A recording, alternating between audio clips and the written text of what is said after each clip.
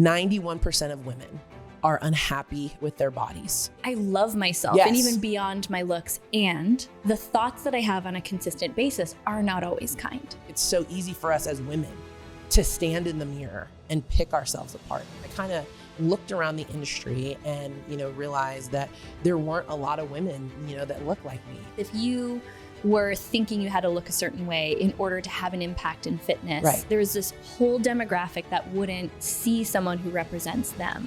Exercise can be such a powerful outlet to help us process our emotions, but not if we're disconnected. Right. When we can do that, that's where we're going to start to peel back the layers and find that self-love of like who we really are and what we're really capable of.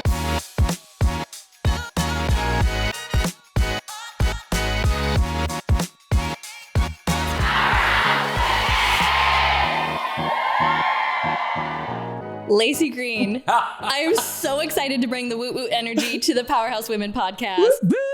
I mean, our friendship, I should say, was like this. It just was like this immediate girl crush moment. Is that how you describe it? 1,000,000,000%. You had on those shoes.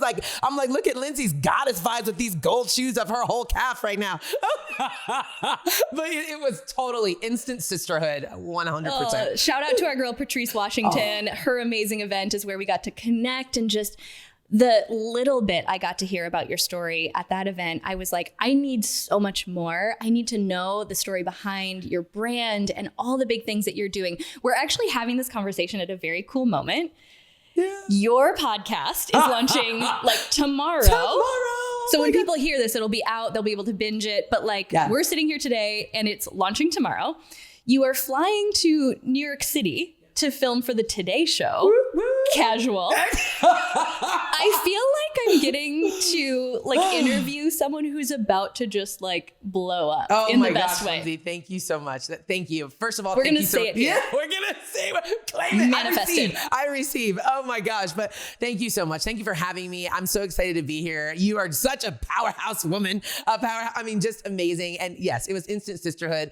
Love Patrice being, on stage with you and just there at Redefining Wealth Live, and was just incredible. The women and the confidence. And I was really thinking about what, made it even more special. And it was the energy, but the lack of ego. Mm-hmm. I think that's really what it was. Just women coming together and sharing and supporting. And that's what it was all about. And and I'm so excited for the Today Show and all of the things coming. I can hardly stand it. And Hoda and Jenna, and Hoda is retiring in January. So I'm like, hey, listen. We're just going to slide your resume I'm just under saying, the door. I'll be available. If they need me, Lindsay, I would be there.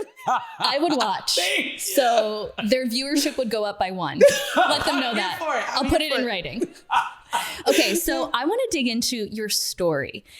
First of all, this is just the first question I want to know. Where did Woot Woot come from? Because that is so synonymous with your brand. You have it on, we have to show the, you have a ring and it just happens to be on the middle finger. Read between the lines. Read between the lines. That's like the Woot Woot balance, right? The Libra balance, if I put it. It's so perfect. Thank you. But it's synonymous with your brand. It's actually the name of your podcast. Yes. Where did that start? Oh my gosh. Thank you so much. I was saying earlier to you that people don't even say hi to me anymore. They just come up and say, woo, woo. And it's so funny because you cannot really say, or it's very challenging to say, woo, woo, to say woo, woo, like this, woo, woo. You can't, and you have to do the hand motion. You got to do the hands. You got to get them up. It actually came from, so I am born and raised in Florida, from the South where people, hold doors. And I know you're Midwest. We were talking about that Midwest nice, right? We were talking about that and so anyway, being from Florida, one thing that I'm very close with my parents, super blessed to just have such a special relationship with my mom and my dad. But being raised in the South, holding doors, yes, ma'am, yes, sir. And one of the things that my mom always did to spread joy, and the way that she and we even brought you some here today, but what? This was a Powerhouse Women first. Oh, good. Proceed. Okay. So one way that she would spread joy is she loves to bake. It brings her so much joy to cook and bake things. Now that didn't necessarily transcend here. Doesn't really bring me joy to cook, but the way that she spread joy was to make these delicious treats for people that were homemade cookies, Dutch apple pie, banana nut bread, any the feel good, comfort food type things. And she would put them in a Tupperware. And then she would, send it. And this was like, maybe if she met you the first time, if you're a cashier at a grocery store, or, the mechanic or the mailman or whatever, a family that she saw that she thought, and she would make the cookies, but on the top of her Tupperware, when she would, deliver it to whoever it was, she would write "return to BJ," and was like, "Lindsay, you better give her back her container, okay? It's because permanent. We're kind, listen, but we want you to return things." Exactly. So it would say "return to BJ," and so she also taught me to never return a Tupperware empty. And now, since I already said that the cooking doesn't, bring me joy, I may or may not have stopped at the grocery store and put some store-bought cookies. I was like, put like a gift card in there. Whatever it is, there was the thought, right? The joy was in there. But it made me think about, that's how we are meant to be as people and as human beings, that we are meant to fill each other up and to leave each other better than we found one another. And so for me, the woot woot came from, it was really like 2 words, really quick, that I could say to someone to let you know, like, I'm bringing the energy and you are seen, heard, loved, appreciated, and you are woo woo. And so, and so now it's just kind of like transcended, and that's just become, the brand. And then tied into that is, my trademark is find the joy, drop the judgment. Yeah. And, that's really what it's about, just for people to be kinder to themselves. And, we all deserve that 100%. Amen to that. Amen. Yeah. And, fitness is such a powerful platform to get to spread that message. Absolutely. Because so many of us, and a large majority of our audience is women, we're at war with our bodies. And that's a big part of your message, is finding and cultivating that sense of self-love. Is there a season for you where you didn't love yourself when you look back? That's a really good question. And the answer is absolutely. Absolutely. Yes, there was. And I think that, as I'm 41 and super proud to be 40. Come on, baby. I'm excited to be in my 40s. And there's this whole thing, like, this movement called of aging gratefully, right? And I'm like, come on. Like, I'm literally excited to be 41. And I'm so glad that we're taking that mentality and throwing in the trash of, like, trying to be like we were in our 20s and to enjoy every year. But when we talk about a season where, that I wasn't necessarily in love with my body, I actually got in the best shape of my life. And I've always been an athlete. But the best shape of my life after I had my son. I was like, ooh, I'm getting my abs and, all the things. But then I went through early menopause at like 35, 36. And my body changed. I gained a lot of weight. I had breakouts. My hormones were crazy. I'm like, what is going on with me? And then of course, I wasn't having a cycle. Something was going on. And it was really challenging to look in the mirror and see my body different and still celebrate, this different, this different kind of person I was looking at. And then I also recognized, I'm not the same person. I had separated from my son's dad and been through some tough things. And it was, it wasn't easy. And I think it's so easy for us as women to stand in the mirror and pick ourselves apart. It's so easy. And there's actually a statistic out there that, 91% of women are unhappy with their bodies. And 91, Lindsay, that's a lot of women. And did they not ask the other 9%? Right. Like, what are y'all doing? But for real, I consider myself, I love myself, and even beyond my looks. And the thoughts that I have on a consistent basis are not always kind. Yep. 100%. And that's true. And there's so much reason, behind it. And so with the 91% of women, right, that are unhappy with their bodies and, have resorted to extreme dieting and crazy things to try to meet this standard that's actually shown in the media, that only 5% of women naturally have that body type. So we can imagine why we have body image issues and, self-esteem issues and body confidence issues. And so for me, I really had to make peace with, loving who I was right where I was as I worked on who I was becoming and celebrating that because I deserved it. And I think that that's really what it's all about. And it's cultivating that mindset. That's the woot woot mindset, but that's the find the joy, drop the judgment mindset, and that it's okay.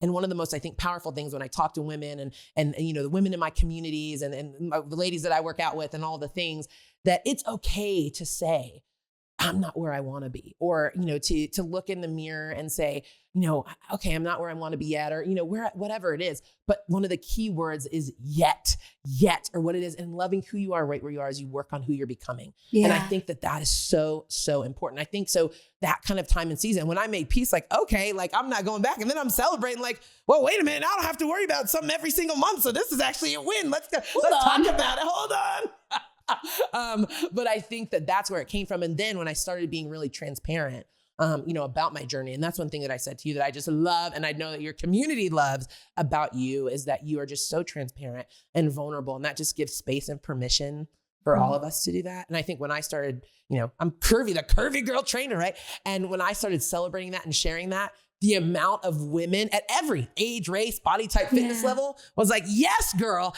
and wear the crop top and do the thing. And so it's just become now this kind of whole movement that I'm so blessed to be a part of. Which is like such it really underlines how it's so necessary for all of us to step into that authenticity, because if you were thinking you had to look a certain way in order to have an impact in fitness, there was this whole demographic that wouldn't get what they need. They wouldn't see someone who represents them. Right.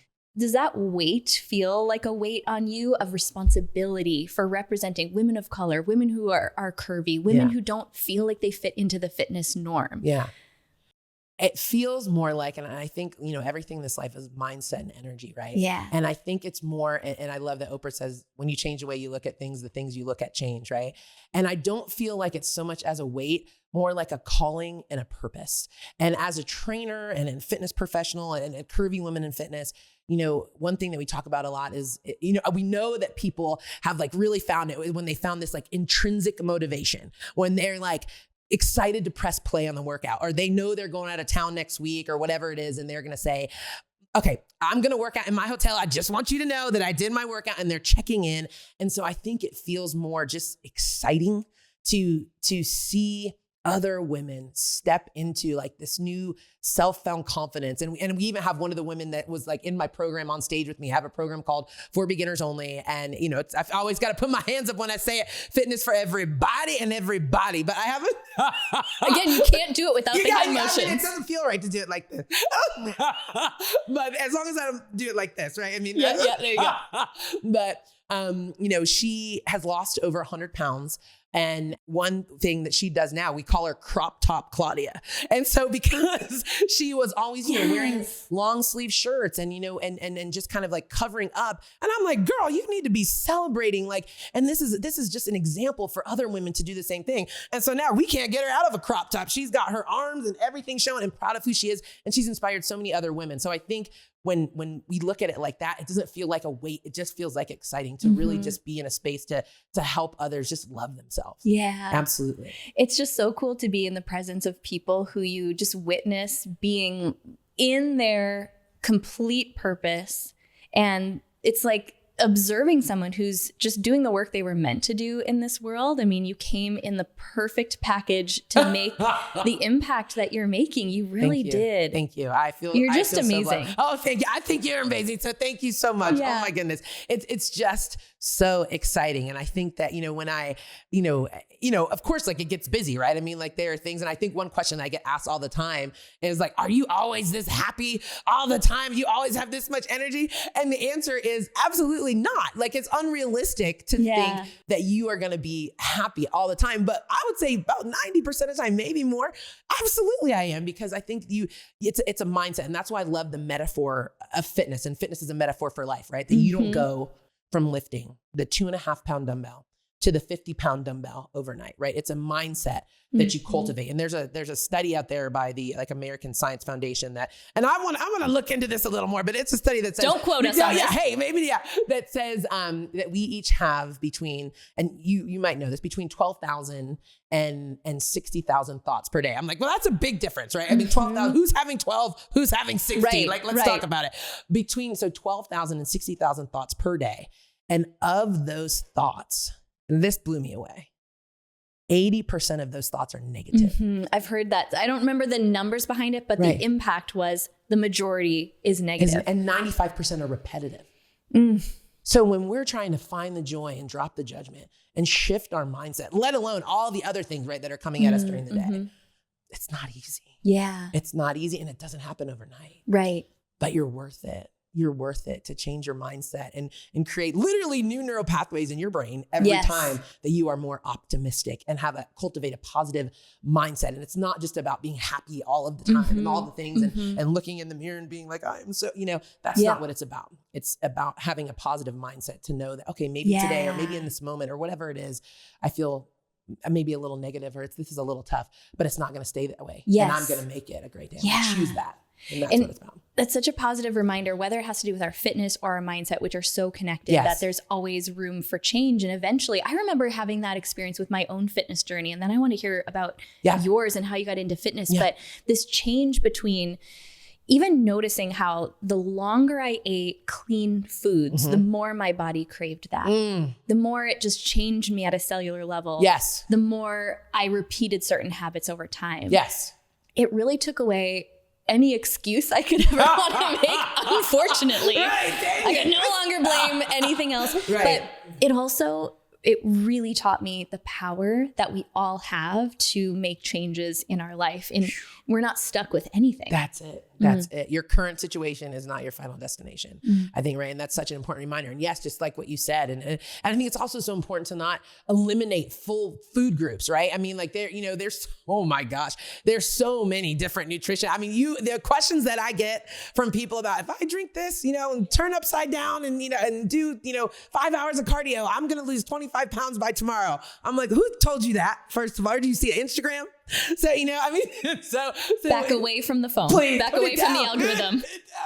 But, just like you said, you just feel so much better at a cellular level, right? And it makes such a difference. And it's little tiny changes, lifestyle changes that are not going to happen overnight, but more grace we can have with ourselves and know that we're worth it and focus on who we're becoming. Like when you can see, I'm constantly, when things are challenging or, when I'm trying to like, okay, I'm going to, even get in better shape or whatever it is, or drop body fat or whatever it is, I'm constantly thinking about, the Lacee that I'm becoming. Like the Lacee on December 31st is like, girl, come over here. Girl, come over here. It's good over here. You know what I mean? And making those choices that are going to align with the future. Consistent with future and also self. Celebrating where I am now. And that's not easy, right? It sounds like, okay, I'm going to celebrate now and work on the future me. But I think it takes a lot of focus and limiting distractions. And I think being curvy and in the fitness industry and all that, being in your own lane, not trying to compare yourself or your body to anybody else's. It's so important, and especially for young women too. Yeah. Okay, I want to dig into so much of this, but let's go back to before you were the Curvy Girl Trainer. That's your Instagram handle. Yeah. Everyone just needs to follow. You don't even need to drink caffeine anymore, really. It's your coffee substitute. Thank you. Before you're a super trainer for Body, formerly Beachbody. You're going to be on the Today Show doing this New Year's workout. You're having this I don't even want to call it a peak. It's a peak of many that you'll have in your career. Thank you. What was the initial draw to fitness? Is that what you've always done? I've always been an athlete. So I always love sports. And, I've really started to dive into this more as I talk about it more. I've always loved team sports too. And I mean, like maybe not even because I love sports so much and competing and everything, but it was also the people that I was around. Like my teammates, I'm still friends with teammates that I was like on my kindergarten teams with, Stop. So I promise you really are. Absolutely. Like remember those juice boxes after? Girl, those juice boxes were good, girl. That string cheese. But, I think, I was always an athlete and I was always, very supported and encouraged to do sports. And, I think I looked around, as I got to college and one thing that happened, and I don't know if this happened to you or not, but I know it happened to a lot of us. I went to college at Florida State. I got a full academic scholarship. Very, very grateful. And the first time I came home, right, that Christmas, I had like gained my freshman 15, right? I did too. I was always, an athlete and I always had practice, basketball, volleyball. And I was doing my thing. I was eating the cheesy Easy Mac in the microwave, right? And whatever, you're in college, right? Totally. Top ramen. Oh my gosh. Yeah. And so I gained it and I came home and I could tell it was kind of really like the first time people were, and I was still healthy, you know, I mean, my body had changed a little in my freshman 15, and that made me, you know, so uncomfortable. And I'm like, and who are you to like comment on like my body? And like, you know, and I think that's, you know, another thing that's just so unacceptable, you know, that if we stopped doing that, it would be, you know, such a difference, because we're all born with the, you know, different body types and different, and that's beautiful and to be celebrated. So as I got into college and, you know, and then I went back and I started really working out and I've always loved fitness. So I'm like, okay, like I need to get in a regimen and a routine because I love me enough. You need to do that. And I miss playing sports. And so I did that in college. And then as I kind of stepped into the fitness space, my son's dad played in the NFL for almost 6 years. And so I was never really able to, you know, roots. We were like Dolphins, Vikings, Eagles, Bears. So I, you know, stayed with my son, wouldn't take those years back for anything. It was such a blessing, who's now 17 and getting ready to go play college sports, but blessing. We're so grateful. So I came to California after we met at Florida State, and we separated. Once he got done with NFL, it was a really tough time. And I know there's a lot of women that listen to your, you know, that listen to your podcast and part of your community that's amazing, that have been through like, you know, divorce and separation and all the things. So I kind of, you know, it was really tough. And so, you know, I thought, you know, what am I going to do? I've got this little person now that is, you know, relying on me, and this is a big change. And I kind of looked around the industry and, you know, realized that there weren't a lot of women, you know, that looked like me, and that any time that I was truly authentic and talking about like my journey and my space and loving fitness and loving my body, that there were so many people that responded to that. And so at the time, you know, the lining of my life has been go for it. Like I may have no idea how to do this, but I'm going to try we going to learn along the way, Lindsay. And so after we separated, my first job that I ever had was a personal trainer at Bally's. Did you ever work out at Bally's? Do you remember Bally's? No, we didn't have Bally's in like the Midwest where I grew up, but a version of it. So I know exactly what you're talking about. Yeah, so it was like, you know, that was my first training job ever. And how I really got into group fitness was the Zumba instructor got sick that day. And my general manager was like, Lacee, you know how to dance. You're from Miami. I'm like, first of all, I'm from Florida, but okay. Like that's a little bit different. Well, okay. You're going to teach a class today. I'm like, sure. So go for it. I put on like my reggaeton music, and we were just like, Lindsay, oh my God. Again, figure it out as you go. That's right. And people loved it. It was so fun. And so, you know, there was a woman there that saw me teaching, no idea at the time that she owned a fitness studio in Ventura. She asked me to come teach for her. Within a couple months, what she was really trying to train was a replacement. And so I had no idea how to run a business. Here I am, newly separated, but I'm like, well, I love this. I love these women. So I'm like, yeah, I'll take it over. And I did. And now almost 15 years later, we have WOOT WOOT headquarters, you know, and it's amazing. But during that time, it was really, really tough. And I was also working for a company called Power Music, I was traveling all around, you know, kind of just navigate this next chapter. And it was a lot for me because what I was doing for Power Music, I was like running their fitness app trade shows all around the world. And I had a young son, and it was just a lot. But during these trade shows, I would always be next to the Beachbody booth and so that's how that connection came. So instead of going back to my room every night, like, oh my gosh, this is just so tough and I'm stressed, I'm like, these are my people. Like, these people are fun. I love it. So I made amazing connections there. I eventually quit that position, came back to my gym full time. And within a few months, I got a call from one of the people that I'd met there that said, hey, Lacee, we have this opportunity. We'd love for you to come audition for this program. Okay, great. Go for it. Right. Go up to LA. I do my workout. I don't get a call back. They don't even tell you that you got it. Right. And I'm like, oh, well, thanks a lot. You know what I mean? So within a few months later, now it's March 2020, right? It's going to be COVID, right? The beginning of COVID. And, they called me again, a different producer, and said, hey, Lacee, we have this opportunity. And could have been a pivotal point. Could have said, no, you guys never let me know. I'm not coming all the way back up there. I don't know what to expect. But I said, absolutely, go for it. So I came up there, and it was an instant sisterhood again with my sister, who I call my sister, Megan Davies. And it was for her program, MBF, which is one of the top programs in the whole company. And from there, I was made the first the first body trainer, which is the platform that Body launches, formerly Beachbody. And then within a year after that, I became the first curvy Black female super trainer, which is just a woo, woo, woo. And it's just been a beautiful journey ever since. So absolutely. So that's kind of the story, behind, all of it. And there has definitely been a lot of points, and I know in your journey too, that have not been easy, and where you feel, like knocked down, and how am I going to get through this? But I think that's why I love burpees so much, because they're a reminder of you get knocked down, you do a burpee and stand your ass back up. So that's it. So I think that's the second. First is, I don't think I've ever had someone on the podcast say they love burpees. Nobody likes them. Nobody likes them. Yeah. Well, we'll just, that'll be our first fight as friends, our first disagreement, but that's okay. We can work through it. There we go. So what I just hear consistently over and over in your story is just this willingness to lean in and give it a try. And what I want you to speak to, you know, as we start this new year, and there's so many women in our community who are starting something, whether it's a fitness journey, they want to start a business, they want to start something. And that is freaking scary. So how do you support yourself through those moments? And like, do you have moments where you're like, what did I do? Yeah, 100%. Well, first of all, anybody listening to this right now, woo woo for you for stepping out and trying, because that is so important. And I think, you know, it goes back to, you know, all of the time about, you know, finding the joy and dropping the judgment. And I think on this journey, you know, and one thing that has helped me to just be so successful is knowing that we will never in our lives have this day, you and I here on this specific day, on this morning, on this podcast, talking about it will never be here again, ever.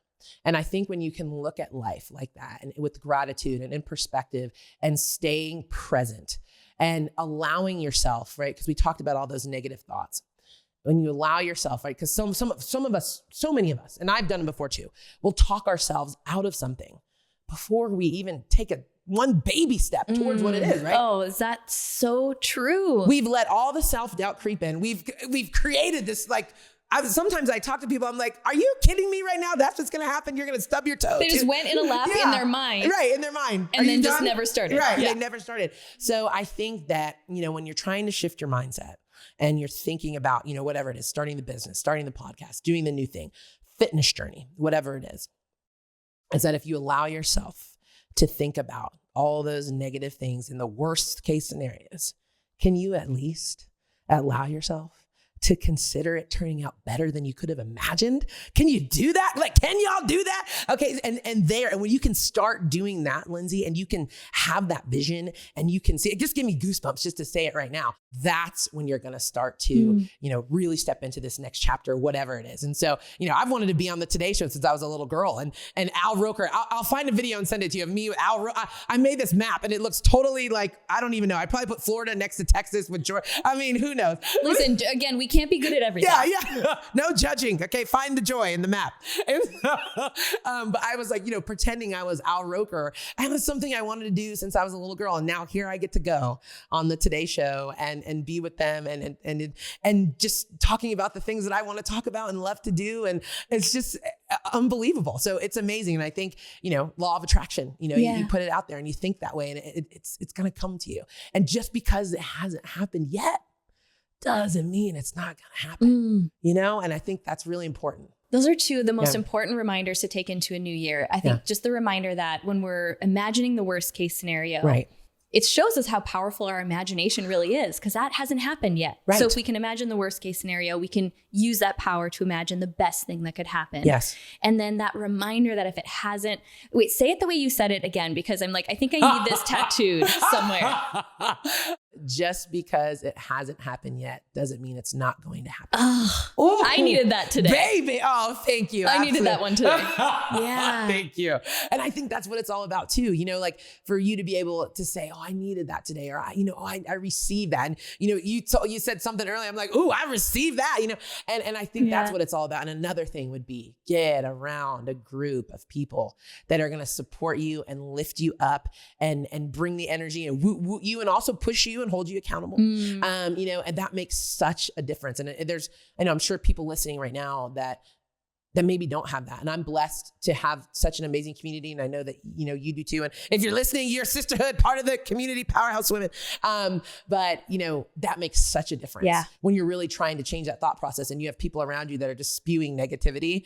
You know, that doesn't work. So one thing that I do, like in one of our exercises, we do this and we throw some punches, you know, with the fist up. And I'm like, baby, you got to protect your energy. You got to protect it because it's important. You know, you protect the vision and the energy. Absolutely. It's so true. Okay. Yeah. So kind of along those lines, one of the things that people love to hear about is routines, morning routines, nighttime routines, especially as we're starting a new year. Yeah. What does that look like for you in this season of life? Oh man, thank you. Well, first of all, I have a teenager that's like 17. So normally it's probably like waking up and going to make sure he doesn't like, have food all over the floor and my forks. That is so real, especially teenage boys. Oh my God. I'm like, could you just bring your plate downstairs, man? Like, is it that challenging? No, but he's such a good kid. I'll speak on one thing that we did the other day that I just totally brought me to tears that he did. But my morning routine and one, way that I've cultivated, I think, when you're trying to have a positive, happier, healthier life, and that looks different on all of us, right? One thing that I do, and it's absolutely hilarious, is sometimes before I wake up in the morning, I touch my thumb to all of my fingers and I count at least 10 things I'm grateful for. And and it sounds like just a simple thing, but that kind of sets your day off, right? Because so many people, I think it's like, I don't know, one in five or something, Americans have, a mental health issue or, with anxiety being like the number one. So many people wake up with anxiety first thing in the morning, and that's tough. And that the rest of your day, then, you've already set it off to start that way. And so if you can in the morning, just count 10 things you're grateful for, touching your finger to your thumb, and before your feet hit the floor in the morning, that right there, just that little thing, like when you take just that small action, maybe is going to maybe shift your mindset for just you to have a little bit more health and joy and happiness in your day. So the reason why it's funny is because sometimes I'm like, oh crap, I forgot. And so I fly back in bed and throw my feet back. You get back into bed? Get back in, put my feet up and like, okay. Yes. So that's one thing. I am a huge advocate of journaling. Huge advocate. So in the morning, I'll wake up. I do my workout normally first early in the morning. That's studies have shown, right? It's 150 minutes. The CDC recommends 150 minutes of moderate exercise, it's just 5 days a week, 30 minutes a day. You can break that into 10 minutes. I was like, 150 minute workouts? No, a week. A week. Let me make Not sure. a day. Not a day if you want, but no. So that's 5 days a week, 30 minutes a day. Yeah, right? So getting so in my doable. so doable. Break it into 10-minute increments too if you want. So I do my workout in the morning, journaling. I'm a huge fan of journaling, just getting it out. You got to make room. And so I'm a huge fan of journaling in the morning. Then normally, of course, like some prayer for sure. My mom lives with me. So a lot of times we do like our daily devotional in the morning. Love her so much. She goes back and forth between California and Florida. So the 10 things I'm grateful for, workout, journaling, and then just my day, and whatever it is. And I think taking moments throughout the day to just get up and, some kind of activity, whatever it is. I'm blessed to be a trainer, so I'm exercising a lot all day. Yeah. But for those of us that sit all day, man, if you can just get up for 10 minutes and make a difference. If you're listening into the new year, committing to just 10 minutes of extra movement a day is going to make a difference. And then I journal at night as well. I think it's really important before you go to sleep to set that intention, as well, for sure. Yeah. What about you? What are your routines? Just even clearing the brain out at night. Absolutely. I am the type of person where it's not something it's not the same thing every day, but there are themes that I notice when I do these specific things. I feel differently in the day. And the first one is movement. Yep. I actually love to start my day. I used to really listen to the advice about doing the workout first thing in the day, but I love to lift weights. It's something that kind of raises my cortisol a little. So instead I do a long walk. So I'll walk for like an hour. And then I've moved my workout to the afternoon where I need a little bit more of an energy boost just in this season. That's really feeling good for me. Yes. And then I actually am on this journey of trying to bring more stillness into my life before I really launch into my work, and knowing that my energy is highest in the morning. So I want to capture that time for working on creative projects and things like that. Absolutely. Doing something like a journaling or meditation for me sometimes happens on the walk. Sometimes it's just, if it's too dark out to walk when I first wake up, just sitting with my eyes closed and tuning into how I feel. And I make it maybe 5 minutes before I pick up my phone. Just being real. Hey, listen, 100%. Just being real. But those moments of stillness. And then the other big change I made this year or about a year ago was eating my breakfast earlier in the day. I used to fast a little bit later. Gotcha. And I'm just finding that, as I turn 40 and as I'm just learning new things about my body and what's going to really support me in this season. And I feel so good eating that high protein breakfast right away in the morning. Yes. And as long as I do a combination of those, 4 to 5 days a week. Yeah. I feel good. Oh, love it. But I am very type A. I'm a Capricorn. It's like, I can sometimes make my morning routine checklist another thing that just stresses me out. Is that crazy? I don't know if anyone else can relate to that. 100%. Yeah. So I think it's just really paying attention to the things that often feel the least comfortable for me. Taking stillness, not rushing into my day. Those are usually the things that benefit me most. I've found. It's true story, right? And sometimes we think like we got to do more and more and more and get it in.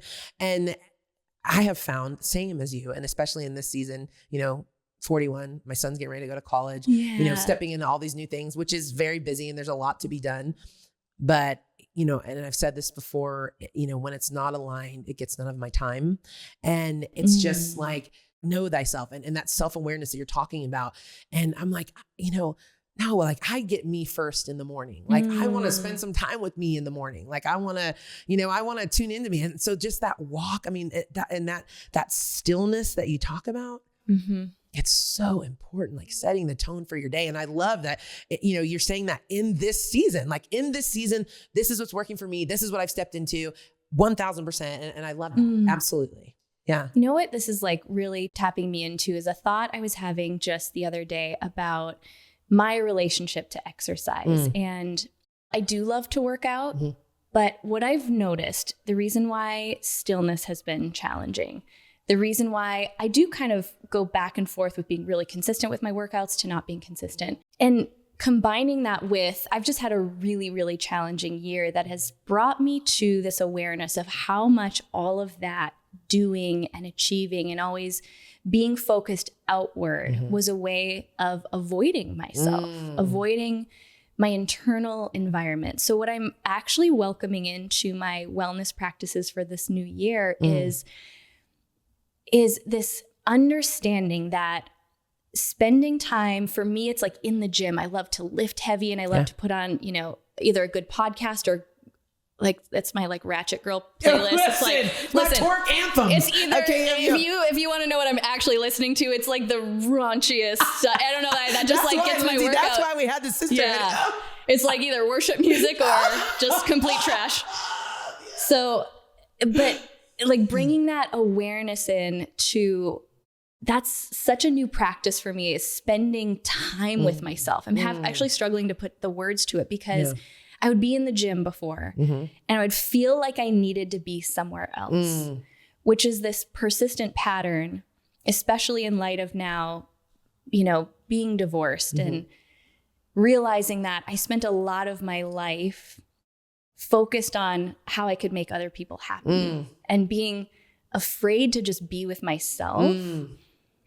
And I didn't know I was doing it because it just looked on the surface like productivity, like, oh, I'm just being a great, whoever is listening to this, you're a great mom, you're a great wife, you're a great friend, you're always attuning to the needs of other people. The least comfortable thing was to attune to my own needs. And I'm in a season now where I am alone with me, which is really beautiful.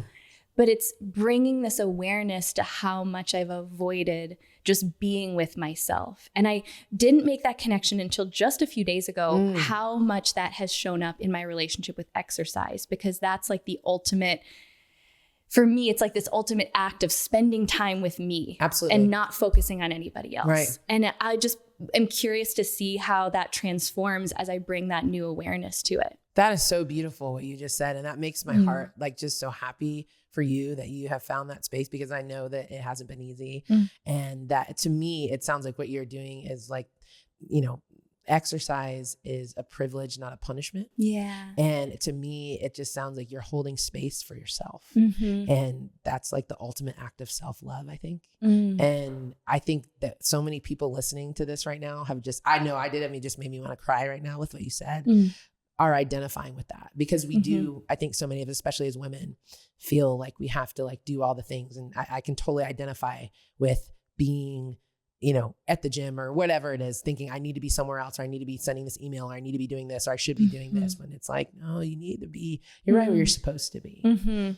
And I think, if I can remind anybody listening right now that's here and present in this, like, you're right where you're supposed to be. This is a message you're supposed to hear. and that it is so important for that self-awareness and holding space for ourselves. And I think that we have warped ourselves into thinking that, like, you know, almost like a happiness trap kind of sort of thing. And the more that we actually avoid those emotions or spending time with ourselves, the worse we actually make it for ourselves. And it's not about avoiding those heavy emotions or, you know, or letting them in. I think it's about managing them and knowing that it's okay to have them, that we all have them. We're not denying my emotions, but also knowing that I don't have to stay in that space. I can release any guilt or shame or anger or, you know, whatever it is. And, you know, like, just like you said, holding space for yourself, right? Because the relationship that you're going to have the longest in your life is going to be with yourself, you know, I mean, and that's really beautiful. Absolutely. Yeah. Yeah. That was such a beautiful way to put that into words. And, you know, exercise can be such a powerful outlet to help us process our emotions through the body, but not if we're disconnected, right? You know, from our body. Right. It's not a punishment. You know, it's a privilege, not a punishment. And you talked about your relationship with exercise, right? And there may be a lot of people listening, right? I grew up at a very athletic family. I have 5 brothers. You know, my dad was a professional baseball player, you know, all that. And so, you know, sports and athletics is always a part of my life, but there are a lot of women and just people listening that don't have a positive relationship with fitness or maybe never saw, you know, their mom or dad or whoever working out or making their health a priority or whatever it is. So when you don't really have that foundation to build on, you can think that exercise is only, you know, doing burpees, which you should, like, by the way, I'm just saying. No, we're going to learn. You know what? I'm open. I can learn to love burpees. I can learn to love burpees. I am open. I'm coachable. I love approachable. But that fitness is going for that walk in the morning. You know, fitness is, you know, I always say, if you're not having fun, you're not doing it right, you know? And so fitness doesn't have to be, you know, of course I love lifting too, and you know, the heavy weights and all the things, but fitness is putting on, you know, 3 of your favorite songs and dancing around the living room and getting your heart rate up. You know, so if we can let go of this unrealistic expectation that we have to exercise to, you know, be a certain size or a number on the scale, if we can let that go and just exercise because I love myself, because I want to be lifting weights when I'm 85 years old, you know, and let that go, I think that can really change your relationship with fitness, and that'll change your relationship with yourself. Okay. I want to kind of circle back to the topic of self-love. Yeah. And periodically I'll ask our audience to submit questions, or just really what I asked them this week was, what are you struggling with? What's your biggest challenge right now? And there was a question that was submitted that I was like, I have the perfect guest coming on the podcast to really speak to this, because, you know, our audience is a lot of ambitious women who are up to big things, and women who really do love themselves and they love the work that they're doing. And this question from Claire, I think, just hit such a chord, struck a chord within me, because I can relate to feeling this way in certain seasons. And she just said her biggest block right now is showing up confidently when her body isn't reflective of who she is internally. Feels like a disconnect. She said, I have strong self-worth and confidence, and I've struggled lately with my identity in a bigger body.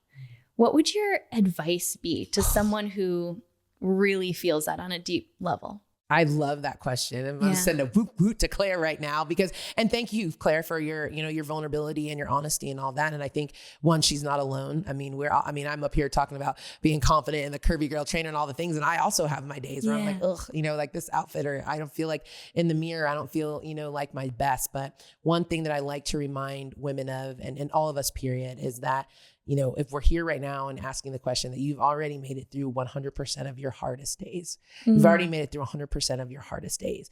And also we have to learn to, the term that I love is called NSVs, non-scale victories. And so, you know, that instead of comparing, you know, yourself, Claire, to, you know, maybe when you know, were maybe a different size or younger and your metabolism was a little faster, who knows what it was, but that the Claire that you are becoming deserves all of your self-love right now, and you deserve to be celebrated. So find something to celebrate about yourself right now, versus this, you know, picking yourself apart, or, you know, maybe not feeling as confident, right? That your body has changed. And that there's another quote that I love, that the future of your health hasn't even been written yet.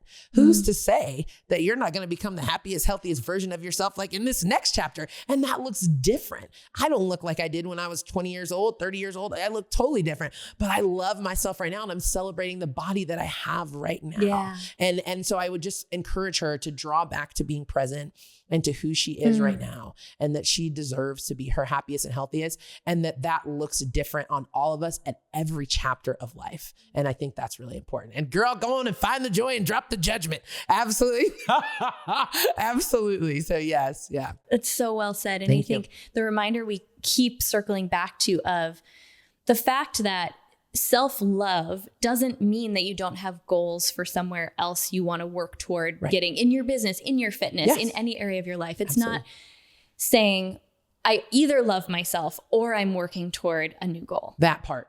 Absolutely. And I really try to encourage, the women in my community and all that. We set these things, as a, fitness professional and women's fitness specialist and all the things you learn, all the terms and all the stuff. And one thing that, we encourage is to set like SMART goals. That's specific, measurable, achievable, realistic, time bound, right? SMART. But I'm like, ooh, we got to change that. And I change it to SMARTS with an S at the end, SMARTS goals. So it's specific, measurable, achievable, realistic, time bound. And you add that S, self-love. Where's the self-love in this goal, right? Because you're not going to hate yourself slim or bash yourself to whatever body you're going to get, right? Where's the self-love in this goal? And another word that I say all the time is ilili, eat like you love you. Eat like you love you. If you can just be mindful, right? Of we got homemade chocolate chip cookies here, right?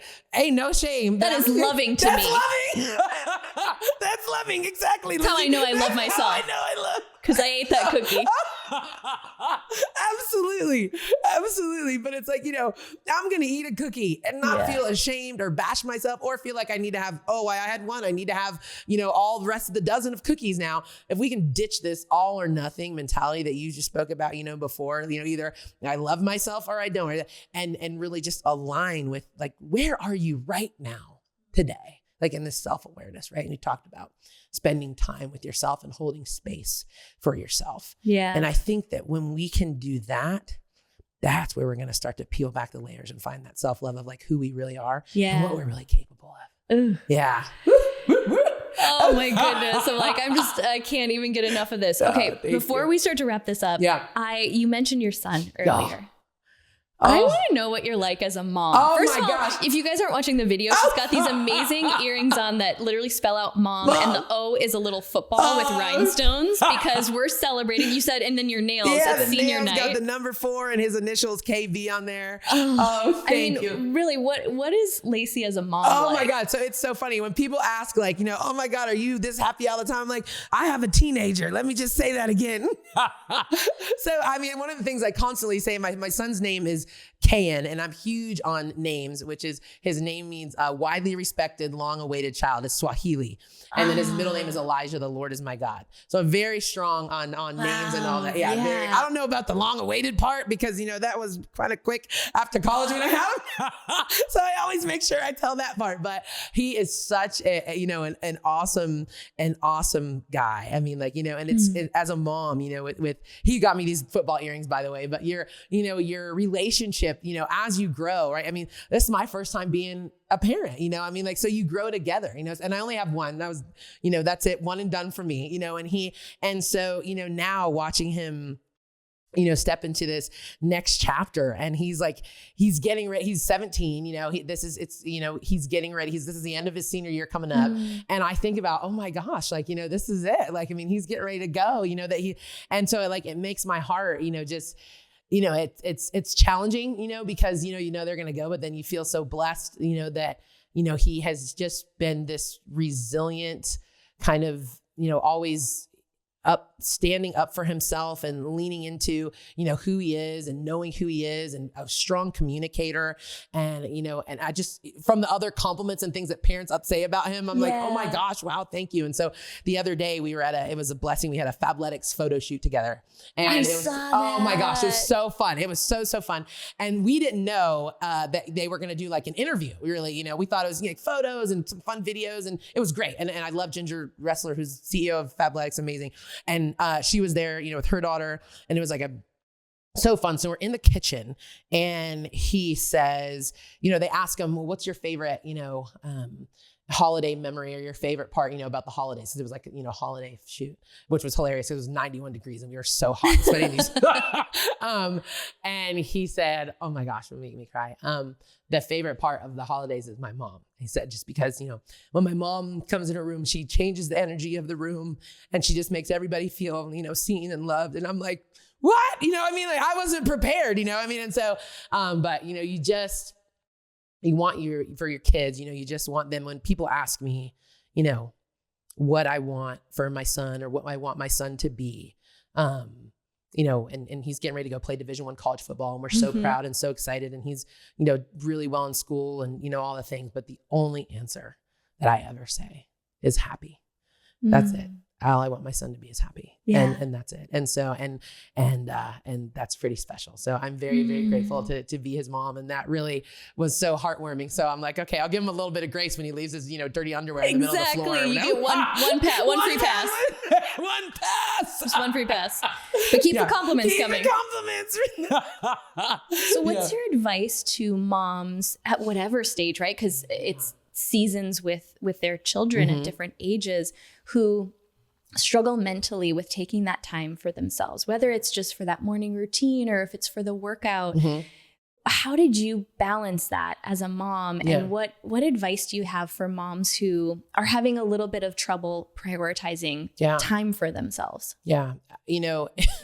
Number one is it's not easy. It's not easy. I mean, like, and it can be very challenging, and every season is different, right? I mean, when he was really little, I always wanted to, be able to volunteer in his class and like do the things. And so I would have this really tough schedule on certain days so that I could make myself available to be in his class, for volunteering. Right. And now, it's changed, but I still, come volunteer as like football mom and all the things, and so, but I think, and I love, what Mel Robbins says and all of it too, that the number one thing that we can do right now to have a happier, healthier life as a mom or just whatever chapter you're in is to be a little kinder to yourself. To be a little kinder to yourself. So I think if you're a mom out there listening, trying to figure out and navigate, how am I mom? How do I get my workout in and do all the things and work full time or figure this out, or newly divorced, or, whatever it is, trying to make it happen. And one way that I've shifted my mindset a lot is to, what would I tell my son or my daughter if they were being so hard on themselves or trying to navigate this, right? And I would not tolerate anybody speaking to them in a negative way, right? So why would we speak to ourselves like that? Don't do it. Oof. Right? Why? Right? Why'd you have to hit me right there? Hit me right there. But I think that, have a little grace for yourself and just continue to go for it, because you are worth it. And there's a quote by Howard Thurman that says, don't ask yourself what the world needs. Ask yourself what makes you come alive, and then go and do that, because what the world needs is more people who have come alive. So as a mom, you want your kid to pursue all the things that they dream of and that make them happy and that just bring them joy, right? And light their soul on fire. And don't you lose that for you. Don't lose that for you. And keep doing those things. So absolutely, that's what I would say. You're just such a light in this world. You really Thank you, Lindsay. I'm so happy you're starting a podcast so we can get more woot woot in our lives. Tell everybody the best places to connect. Do you offer workout classes that are virtual beyond, coming to the studio in California? Tell us the best place to connect. Absolutely. Y'all heard Lindsay say she was open to burpees, right? I just wanted to make sure we all got that is on record. It's on record. No, but really, actually, the next time I come here, I've got to come work out at the studio. I would love that. Oh my God, we would have so much fun.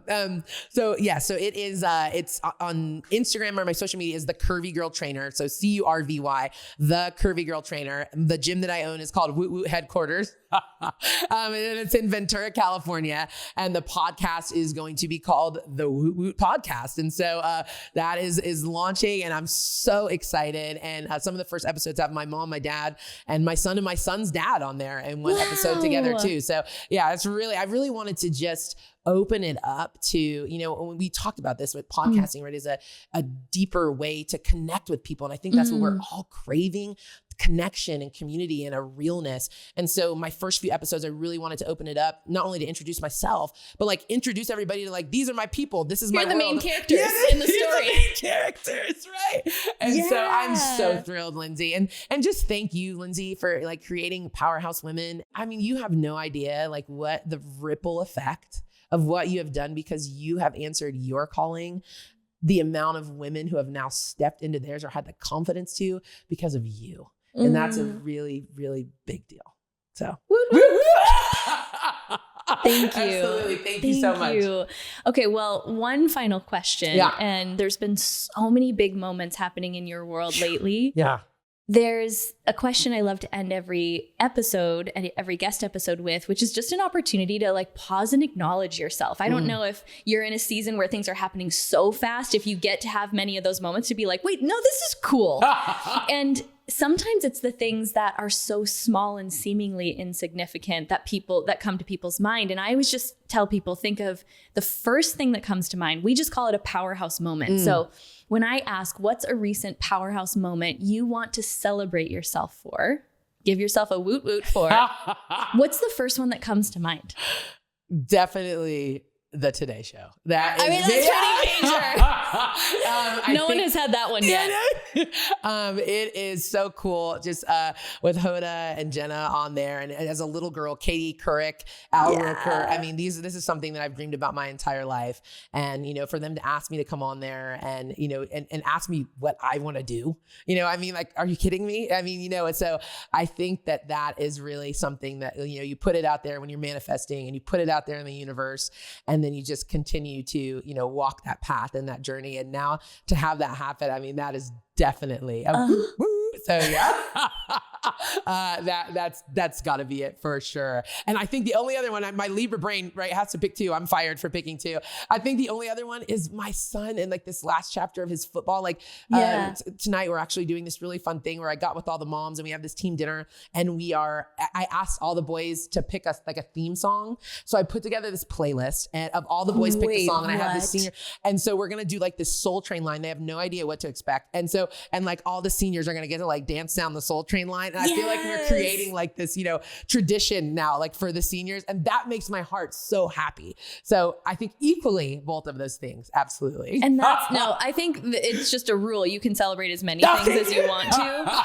And I love really the balance of that is capturing all of you. You have this amazing career. There's so many things happening to you because you are being your authentic self. And at your core, you are a mom and you are someone who's just like us, who's pursuing her dreams. Yeah. And that's ultimately what it is all about. And I just can't wait to be along for the ride now. I'm so grateful. Thank you, Lindsay. I feel so grateful as well. And thank you so much for having me. This has been absolutely incredible. And one thing that I think that you said that really, touched me, not even today, but a podcast episode that you did, is for people, as they're listening to this into the new year and everything, is for people to learn to fall in love with the journey and not the outcome. And I think that's period at the end of the day, what it's all about. Yeah. I mean, there's only one way to end with a little